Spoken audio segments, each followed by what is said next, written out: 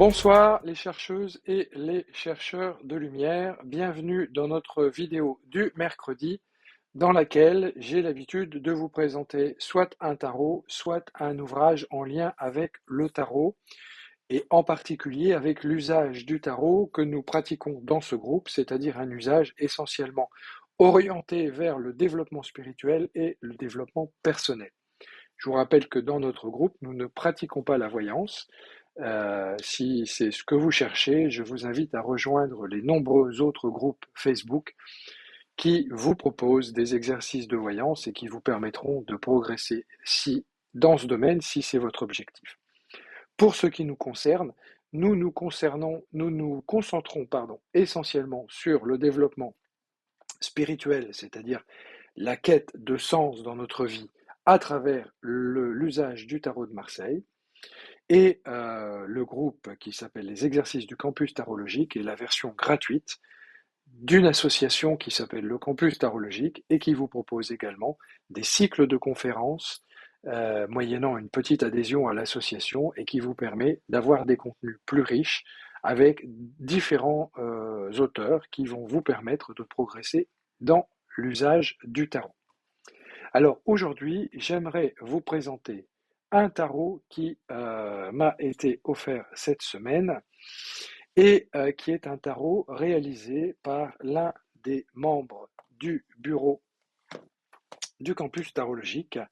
Cette personne s'appelle Julie Jomeau et elle m'a donc adressé ce très joli tarot qu'elle a réalisé elle-même et je voulais vous le présenter parce que je le trouve particulièrement intéressant.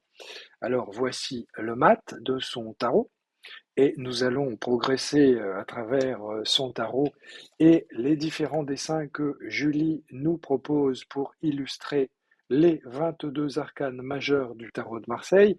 Je vous rappelle que c'est un tarot qu'elle a réalisé elle-même avec donc un dos qui est extrêmement joli.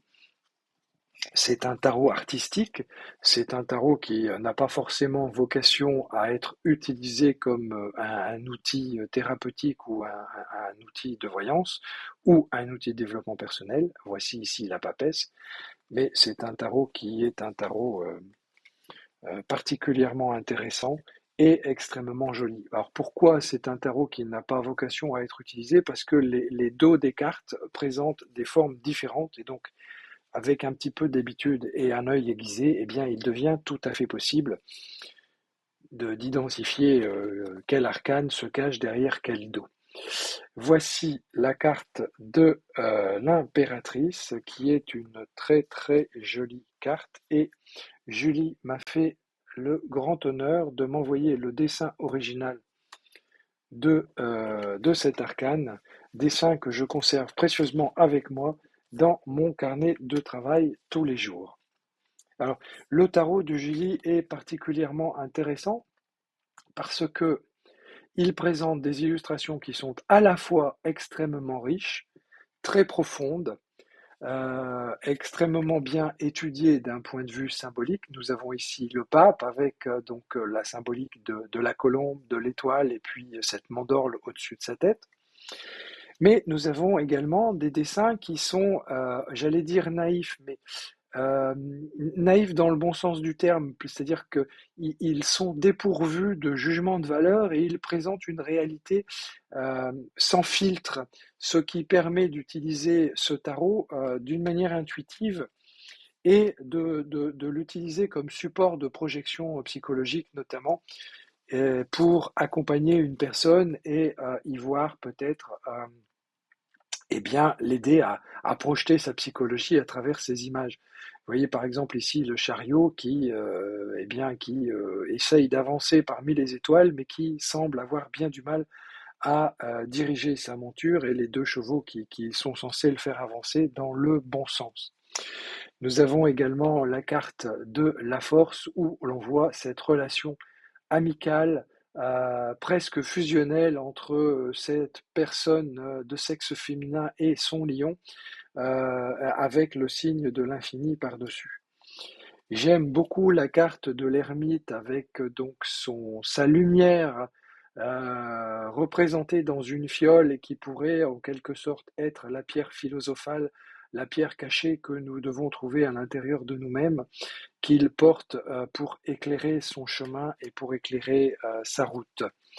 Voici la carte de la roue de la fortune, la carte de la justice avec son épée qui déborde du cadre et puis cette balance qui semble suspendue un peu dans les airs et posée à terre.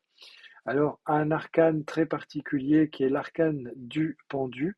Je vous l'ai présenté à l'envers, c'est pour vous aider à y voir des choses et à travailler sur la symbolique de cette carte qui est un arcane particulièrement intéressant.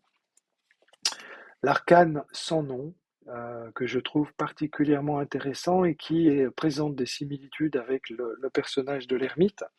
Alors vous remarquerez que certaines cartes sont numérotées, certaines cartes ne le sont pas. Donc c'est intéressant aussi de voir pourquoi Julie a fait ses choix. Donc par exemple ici voici Tempérance qui n'est pas numérotée mais l'arcane du diable qui est intéressant à plus d'un titre, outre le fait qu'elle soit numérotée et qu'il y ait ces symboles ésotériques qui se trouvent dans le bas de la carte. Le personnage central de la carte est un petit peu comme une projection de lumière au milieu de l'ombre.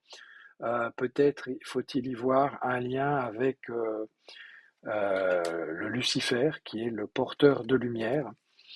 J'aime beaucoup l'arcane de la tour ou de la maison Dieu. Et puis, pour finir, donc les trois grands luminaires que sont l'étoile, la lune et le soleil. Et puis, évidemment, la carte du jugement qui aboutit à l'arcane du monde qui présente ici les figures alchimiques de la terre, de l'eau, de l'air et du feu aux quatre coins et qui fait également allusion eh bien, aux quatre figures, aux quatre enseignes des arcanes mineurs que Julie n'a pas dessiné. Il faut comprendre que c'est réaliser un tarot d'une telle finesse, avec une telle cohérence dans l'ensemble des 22 arcanes majeurs, c'est un travail juste fabuleux et c'est un travail de bénédictin, donc je pense que c'est déjà une très jolie œuvre. Et donc le tout est livré dans un petit sac qui permet de ranger l'ensemble du jeu de manière propre et correcte et qui permet surtout de l'emmener partout avec soi. Bien que je ne suis pas sûr que je vais emmener le tarot de Julie partout avec moi, c'est vraiment, je trouve, une véritable œuvre d'art et il va rejoindre la, ma collection de tarots plutôt de tarots d'artistes et de tarots que je considère comme des œuvres d'art. J'aurai le plaisir de vous en proposer quelques autres, bien sûr. Alors, vous retrouverez dans les commentaires sous cette vidéo ou dans les commentaires sur YouTube ou sur Facebook le lien vers le site de notre amie Julie. Et puis, vous retrouverez également le lien vers le site internet de l'association dans lequel vous pourrez trouver l'offre de conférences que nous proposons avec donc des auteurs divers et variés qui peuvent vous apporter des éclairages différents sur le tarot de Marseille. J'en ai fini pour cette présentation. Je vous donne, comme chaque semaine, rendez-vous samedi pour l'exercice de l'arcane mystère, ainsi que dimanche soir pour notre live en direct à 20h dans le groupe Facebook Les exercices du campus tarologie. Live dans lequel vous pourrez me poser en direct vos questions, soit sur l'usage du tarot, soit directement vos questions, sous réserve que ce soit des questions qui ne soient pas des questions d'ordre de la voyance, directement au tarot. Et donc, je répondrai en utilisant le tarot comme support à vos questions. Eh bien, je vous remercie de m'avoir écouté. Allez jeter un œil sur le site de Julie, ça vaut vraiment la peine. Et donc, je vous donne rendez-vous dimanche soir. À ciao, bye bye, les chercheuses et les chercheurs de lumière.